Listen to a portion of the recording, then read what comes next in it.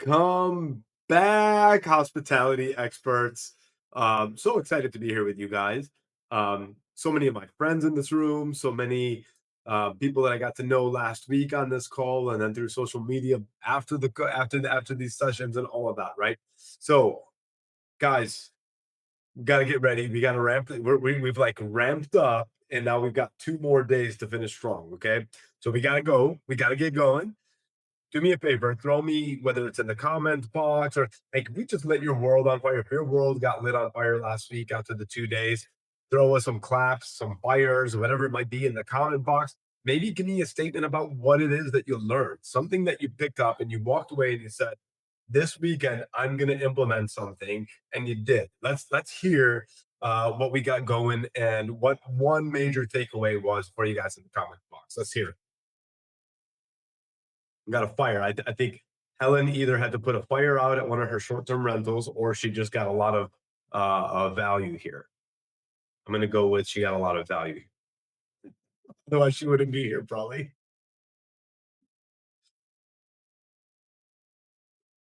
Come on, what do we got? Loads of value from all the speakers. I agree. So excited. I love it, Debbie. One of my favorites is just talking about we were talking about the weddings last week, the wedding beds. I think that one is just such a fantastic way to really take and amplify our revenue on our listings, amplify our revenue on our real estate investments, whatever it might be for the owners that we manage for. I know Jonathan likes those because then he gets to send a really nice, hefty housekeeping bill after those, right, Jonathan? Let's go. Rose, I agree. Rose has always got great ideas. Rose is just so what's fantastic. What I love about Rose is, and I think it said it last week too, is it keeps you reminded of why you got into hosting. I think what prior to any of us getting into hosting, we'd probably been hosted. And we probably know the things that we loved from the properties that we visited. We know the things that they lacked. We knew where we could step in and fix those gaps in the marketplace. I think Rose always just does a good job of helping me remember that, you know, this is hosting from the heart. At the end of the day, we're coming to a place we get people, we get an opportunity to make lifetime memories for people or not, right? And Rose embodies that. And I love that so much. Yeah, host of the heart. Absolutely. All right. Well, what else we got here? Elizabeth, I changed my messages after listening to Rose. That's fantastic. Love that. Here you go, Rose. Yes, ma'am. And you should be proud of that. You absolutely should be proud of that. We should all be proud that we've come this far in our business. Um, but none of us came this far just to come this far. And I think that's what we have to remember. And something that I always think, is important to keep at the forefront of our memories as we go through this journey in our business is, guys, even if the next speaker coming up, even if you heard them speak before, or you heard a topic that's the same, or you read a book or saw a video about it, whatever it might be, guys, I promise you, listening to the same thing again is going to add a ton of value, and you're going to hear something that you haven't heard before. It's just like reading a book a second time or listening to a story the second time. Whatever it might be, you're going to pick something up different this time. And I want to encourage all of you to just lock in. Lock in today. Make sure you make the most value out of this as you possibly can. I know the people behind the scenes here have put so much effort into throwing as good an online event for you. And we talked about the challenges, right, of not being able to walk out of your hotel room, walk through the auditorium and into your seats and being sitting next to people. So we got to go out of our way to really embrace, hold hands with the people next to us in the chat box, whatever it might be.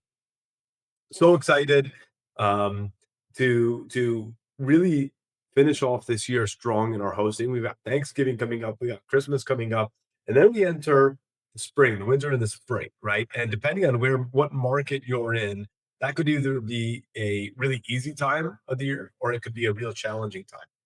If it's challenging time, if it's a time where your market is quiet, remember it's the best time to implement ideas. It's the best time to implement new amenities. It's the best time to refresh, paint, change linens, do the things that you've been putting off because you've had guest after guest after guest. But I also want to remind you that if you're entering busy season and you are back to back to back to back, make sure that you're working with partners like Jonathan Wicks from Welling Good and saying, hey, in between our turns, how do we go and how do we get re-linened? How do we get new coffee mugs? How do we get new plates in here? How do we do all these things that keep us fresh and keep us going without disrupting our business? Because that's really important. I want to know something. I'd love to hear from you guys in the chat box here. In one sentence or two, why did you get into the short-term rental space? What made you want to get into the hospitality industry? I'll give you guys 10 seconds here to give me at least my first response that I can answer to while I sip my coffee.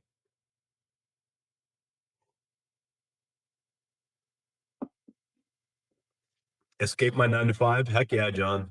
Heck yeah. I mean, that's can't tell you that that's far off of mine.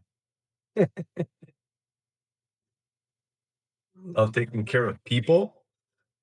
I love teaching to find peace and an opportunity to be creative again. It was a job I could do around bringing up my kids.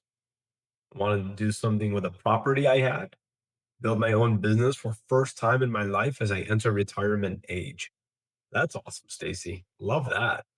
So many people here just saying, how do I get the heck out of my 9 to 5? You're like, I'm about to forcefully get out of my 9 to 5. And then how do I carry forward my brain? Because the minute you stop growing is the minute you start dying, right? I think we all know that. That's fantastic, guys. I mean, those are all and isn't it amazing how quickly you can replace that 9 to 5, how quickly you can replace that W2? And then it's a function of how hard do I feel like pushing. I'm going to share with you guys a story.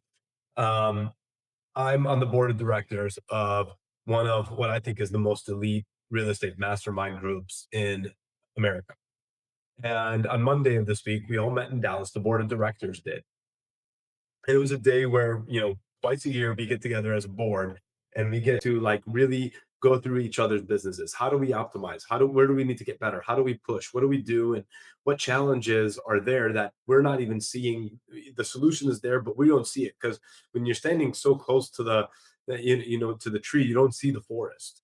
And or sorry, I said that backwards. When you're standing so close to the forest, all you see is a tree, right? But you can't see, and other people can look inside. So there's a guy on the board of directors of me that just sold his company and he walked away with $100 million. And he got up in front of us, and his challenge was he's lacking purpose. He has no idea what his purpose is all of a sudden, right? He's a driver. He's somebody that just drives, drives, drives, drives. And that's obviously why he made $100 million exit. But now he's lacking purpose. And you know, and it's so funny to me because my whole thing has been I'm very goal oriented. I know what private equity is telling me. I'm already talking to them about where do I need to grow this management company to in order to make the exit that I want to make in 2 to 5 years. And, something dawned on me in that room, in that moment, something dawned on me. I don't have than I need it to be. I don't need to be the biggest in America. I don't need to be the biggest, that my market has ever seen. I don't need to do any of that. The truth is, guys, these in our portfolio that we manage that pay us about $4,000 to $5,000 a month each property. And the easy goal, like think about how easy this is. I was thinking like, okay, how do I get to a point where the business is making us $50,000 a month? And I'm thinking about like, how hard is that really going to be, and how long is that going to take? And I couldn't see the perspective of, and yes, this is one of my reasons, guys. Thanks. And so something that the perspective they gave me was, it's not that hard. Just go get like 10 more of those properties. You don't have to be the biggest in your market. You don't have to push so crazy hard. You don't have to be so dialed in on your KPIs all the time maniacally. Now, I'm always going to be a KPI guy. It's in my DNA. But it took so much pressure off to just go get 10 more of those properties, dude. And like, stop trying to kill yourself. Stop trying to move mountains. Remember, you guys just saw my daughter. It's all about that. It's all about our kids, and we want to free up time. And so you have to balance the ROT, the return on time. What is not just my ROI, but what's my ROT? Okay. So, anyways, I wanted to share that with you because I thought it really hit me hard when he sold his company for 100 million and now he's just drowning in what the hell is my purpose. And because I've got 2 more minutes before I have to move on, and I have the pleasure of not having to move you guys on until I say, hey guys, it's time to move on. So I'll share with you one other exercise that we did, and I challenge you guys to do this too. So you take a piece of paper and do this with your family, do it with everybody around you that you really care for, and you take a piece of paper and you split it into 4 quadrants. You've got your finance, your family, your faith, and your fitness. And then you just list all the things that are inside of those boxes, right? So what are you going to have? Your finance, you're going to have, your bank accounts, your credit cards, your W-2, all these things. Like these are the assets. And then you've got your faith. So these are like your belief systems, your core values, the way you live your life, all of these things. You got your fitness. What's your health like? How much time are you spending in your exercise? How are you eating? What's your nutrition? All of that. And then you've got your family, right? So this is, family. I don't have to dive deep into that. You know what that is. So if I had to ask you guys, and I'll ask you guys to throw this into the chat box, if you had to cross out faith, family, finance, fitness, you have to cross out one of those boxes. You have to get rid of one of those boxes. Which one do you get rid of? Let's hear.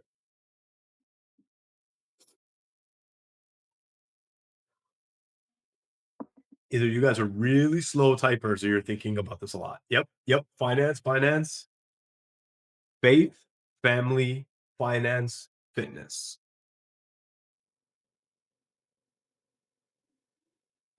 We got 3 finance already, 4 finance.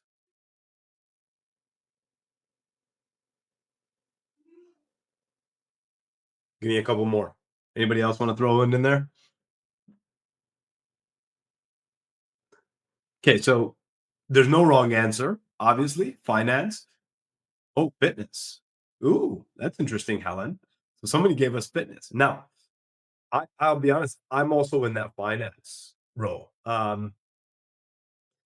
The the thing is, when you think about those other 3 boxes, your faith, your family, your fitness, first of all, you can have 99 problems in your life, but until you have a health problem, then you only have one problem, right? But the truth is, the more we do this kind of stuff, right? We're going to get great education on this, but we're going to build connections. You're going to meet people. You're going to build relationships, people that can help you in your business, solve problems for you in your business, provide services in your business, maybe partner with you in your business, raise capital within your business, all these other things. Truth is, you can get rid of finance 18 times out of 18 times. If you have all those other ones dialed in, guys, you can recreate, you can reestablish yourself anytime. I left banking knowing that the world will always need more bankers. I can always go back to banking, right? And so I want you guys to remember that purpose should always lead. And we know that, but I'm just reminding you, purpose should always lead. And always, always, always remember that when you lead with the heart, if you only lead for dollars, it's going to be so noticeable and it's gonna repel, right? So you chase money, it runs. So, anyways, all of that to say, we're gonna get ready, and I'm gonna come off stage here for a second, and then you're gonna see us come back on, and we're gonna come on with our first speaker of the day. I want you guys to take note of everything we just said, though. Okay? Can't wait. Let's go, and I'll see you on the next stage.